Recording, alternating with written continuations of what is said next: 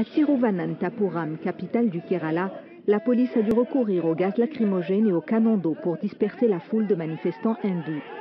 Ces émeutes font suite à la décision de la Cour suprême de permettre aux femmes d'accéder au temple. Des médias locaux ont rapporté que 2 femmes, escortées par des policiers, sont entrées dans le temple de Sabarimala, haut lieu du culte hindouiste. Une victoire pour cette militante des droits des femmes. L'entrée des femmes au temple est historique pour nous et pour l'égalité. Malgré l'opposition, les femmes sont entrées au temple. Les manifestations ont échoué.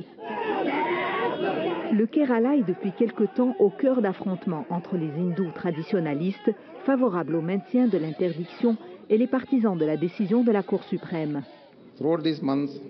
Nous avons manifesté depuis plusieurs mois de façon pacifique, à travers des rituels sacrés et des prières.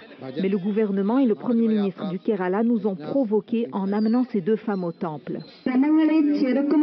En guise de soutien à la décision rendue par la Cour suprême, des milliers de femmes ont formé une chaîne humaine appelée Mur des femmes. La décision est appuyée par le gouvernement du Kerala, mais le Premier ministre de l'Inde s'y oppose. En Inde, tout le monde bénéficie des mêmes droits. Certains temples sont également interdits aux hommes. Concernant la décision de la Cour suprême, il n'y a pas lieu de l'attribuer à un parti politique. Il faut lire les recommandations de la Cour.